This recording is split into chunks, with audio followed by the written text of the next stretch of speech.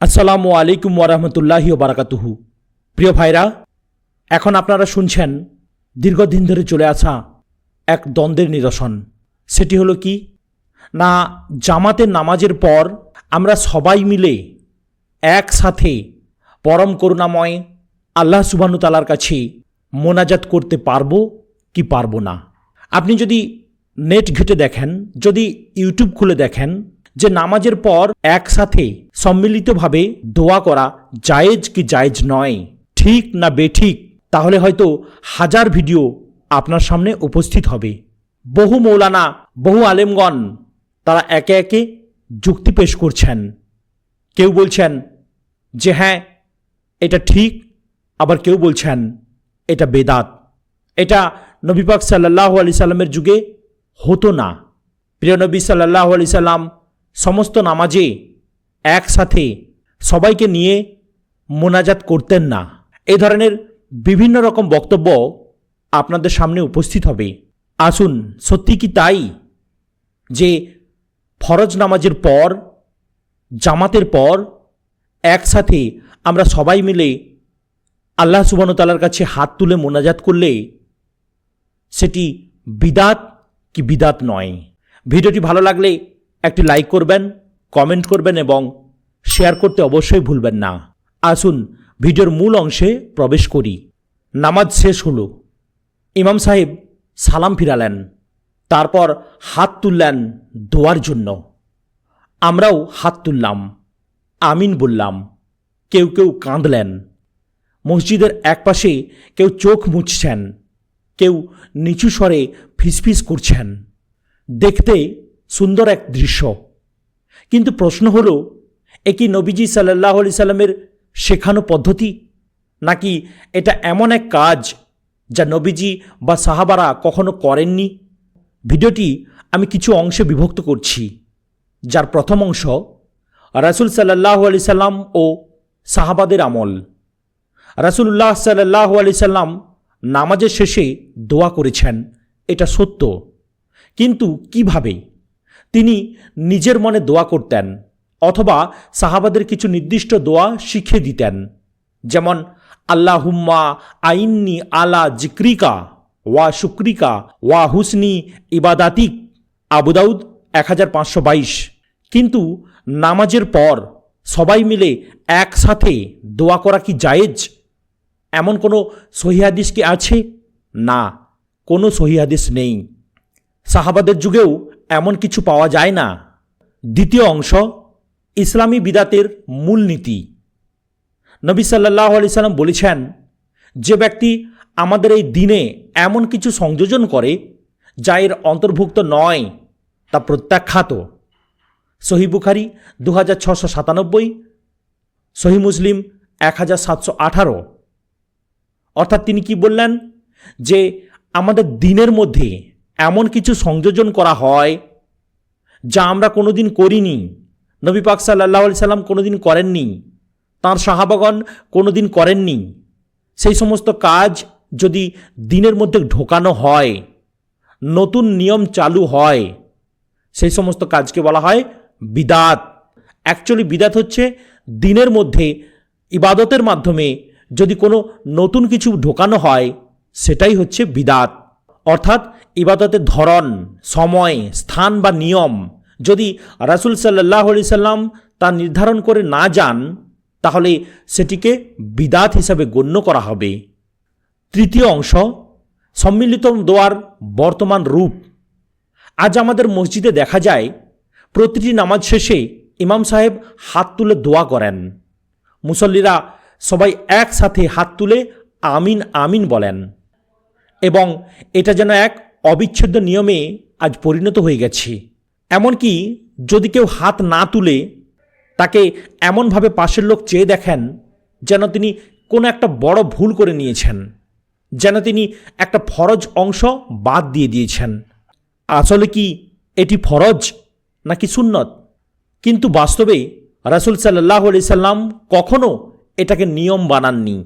তাই আলেমরা বলেন দোয়া সুন্নাহ, কিন্তু দোয়ার এই নিয়ম বানানোকে বিদাত বলেছেন। আসুন দুজন বড় আলেমের বক্তব্য শুনি, ইমাম ইবনু তাইমিয়া রহমতুল্লাহ আলাইহি বলেন, নামাজের পর ইমাম ও জামাতের একত্রে হাত তুলে দোয়া করার কোনো প্রমাণ পাওয়া যায়নি নবী পাক সাল্লাল্লাহু আলাইহি সাল্লামের কাছ থেকে।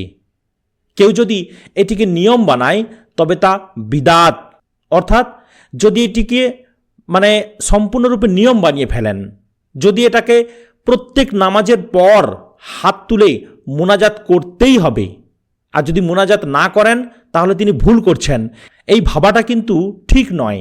তাহলে এটি বিদাত হয়ে যাবে, আপনি যেন ঠিক ফরজ বা সুন্নাহের মতো পালন করছেন। ইমাম নববী রহমতুল্লাহ আলাইহি বলেন, নামাজ শেষে ব্যক্তিগতভাবে দোয়া করা মুস্তাহাব, কিন্তু সবাই মিলে হাত তুলে দোয়া করা রাসূল সাল্লাল্লাহু আলাইহি সাল্লামের সুন্নাহ নয়। তাহলে কি বুঝলেন? নামাজ শেষে সবাই একত্রে হাত তুলে যে দোয়া করা হচ্ছে, যে মোনাজাত করা হচ্ছে, সেটি না কোনো সুন্নাহ না কোনো ফরজ। কেননা এটি নামাজের অংশ নয়, তাই ফরজ বলা যাবে না। নামাজ শেষ হয়ে যায় তখন যখন ইমাম সালাম ফিরান, আপনি সালাম ফিরান, তখনই আপনার নামাজ শেষ। নামাজের শেষে তাহলে কি দোয়া করব না? এটা আমাদের একটা প্রশ্ন আসে, তাই না? যে আমরা তাহলে কি নামাজ শেষে আল্লাহ সুবহানাহু ওয়া তাআলার কাছে দোয়া করব না? আল্লাহ সুবহানাহু ওয়া তাআলার কাছে কোনো কিছু চাইব না? অবশ্যই চাইবেন। কেউ আপনাকে চাইতে নিষেধ করেননি, আপনি চাইবেন, একা একা চাইবেন। সবাই মিলে একসাথে আল্লাহুম্মা আমিন বলে যে দোয়া করা হচ্ছে প্রত্যেক নামাজের পর, সেটি কিন্তু ঠিক নয়, সেটি বিদআত। এই যে আমি বলছি না প্রত্যেক নামাজের পর, আসলে কি নবী পাক সাল্লাল্লাহু আলাইহি সাল্লাম কখনো কখনো এটি করেছেন, সবাই একসাথে মিলে হাত তুলে দোয়া করেছেন, কিন্তু সব সময় করেননি, এটাকে একটা নিয়ম বানিয়ে ফেলেননি। আর আজ আমরা নিয়ম বানিয়ে ফেলেছি। যদি কোনো জামাতের পর কোনো এক ব্যক্তি এই হাত না তুলে দোয়া করেন, তাহলে আমরা তাকে টেরা চোখে দেখতে থাকি, এটাই ঠিক নয়। চতুর্থ অংশ, তাহলে কি দোয়া করা যাবে না? একটু আগেই যেটা বললাম, না না, দোয়া তো ইসলামের প্রাণ। আল্লাহ তাআলা নিজেই বলেছেন, তোমরা তোমাদের রবকে ডাকো বিনয় ও গোপনে। সূরা আল আরাফ আয়াত নম্বর 55। দেখুন আল্লাহ পাক কি বলছেন, অবশ্যই দোয়া করো, তোমরা তোমাদের রবকে ডাকো নীরব ও গোপনে। মনের দিক থেকে, অন্তরের দিক থেকে আপনি অবশ্যই দোয়া করবেন।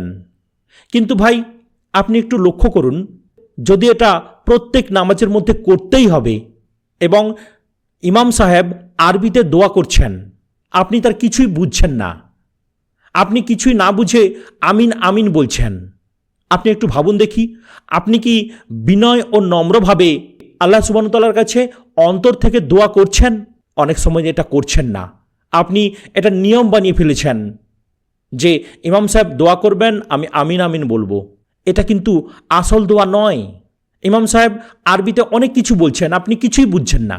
হ্যাঁ, আপনার মনের মধ্যে যদি এটা থাকে যে ইমাম সাহেব যা বলছেন ঠিক বলছেন, আল্লাহ পাক ইমাম সাহেবের বলাকে কবুল করে নিন, তাহলে একবার দুবার চারবার আপনি না বুঝে আল্লাহকে বললেন, আল্লাহ মেনে নেবেন অবশ্যই। আল্লাহ আপনার অন্তরের নেক দোয়াটা চায়। আপনি ইমাম সাহেবের কোনো কিছু বুঝছেন না, আপনি বলছেন, আল্লাহ মানতেই পারেন, আল্লাহ তো অন্তর্যামী। কিন্তু ভাই আপনি একটু চিন্তা করে দেখুন দেখি, বছরের পর বছর, কালের পর কাল, আপনি 60 বছর 70 বছর কাটিয়ে দিচ্ছেন যে ইমাম সাহেব যা বলছেন তাই ঠিক, আমিন। আপনি বলুন না, আপনি আল্লাহর কাছে মন থেকে দোয়া করলেন? আল্লাহর কাছে দোয়া করবেন একা একা, গভীরভাবে, অন্তর দিয়ে, চোখের পানি গড়িয়ে। সেই জন্যই তো বলা হচ্ছে যে নিয়ম মাফিক সব সময় হাত তুলে দোয়া করব, এটা ঠিক নয়।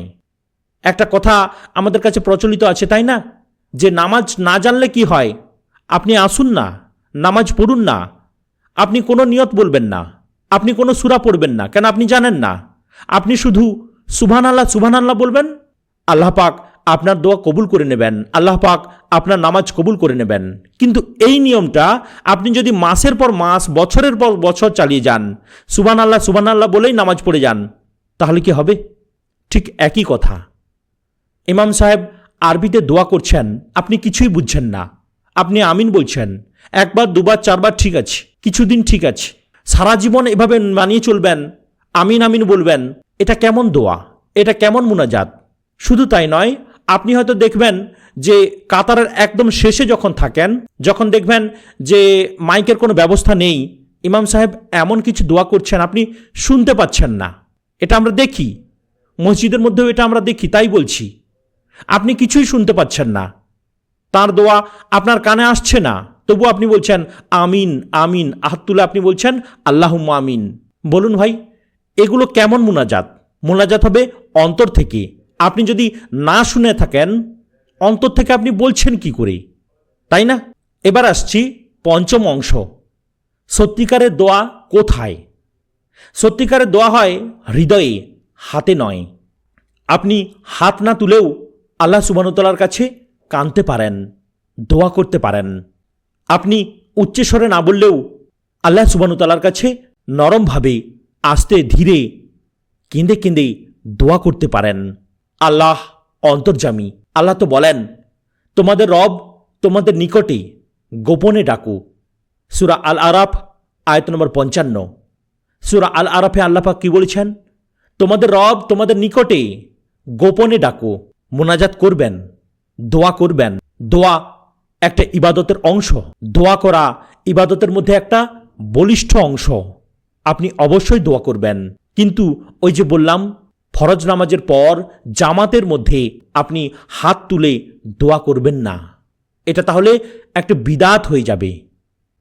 ষষ্ঠ অংশ, আজকের বাস্তবতা। আমরা অনেক সময় প্রথা ধরে রাখি, কিন্তু সুন্নাহ হারিয়ে ফেলি।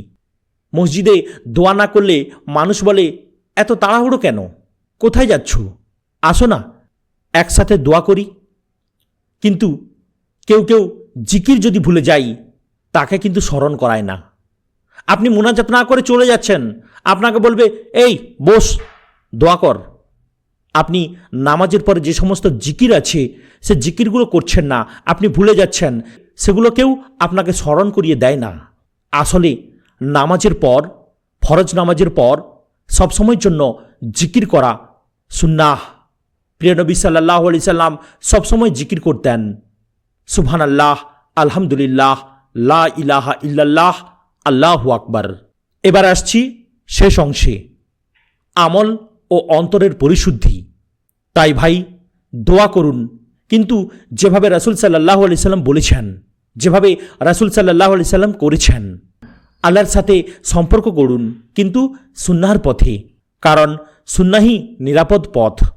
রাসূল সাল্লাল্লাহু আলাইহি সাল্লাম বলেছেন যে আমার সুন্নাহকে আঁকড়ে ধরে রাখবে, সে সফল। আপনি যদি নামাজের পর একা মসজিদের একটা কোণে বসে হাত তুলে হোক আর হাত নামিয়ে হোক আল্লাহ সুবহানাহু ওয়া তাআলার কাছে কেঁদে কেঁদে দোয়া করেন, মনের গভীর থেকে দোয়া করেন, ইনশাআল্লাহ আল্লাহ পাক আপনার দোয়া কবুল করবেন। হয়তো সেই দোয়া হয়ে উঠবে আল্লাহর কাছে সবচেয়ে প্রিয় দোয়া।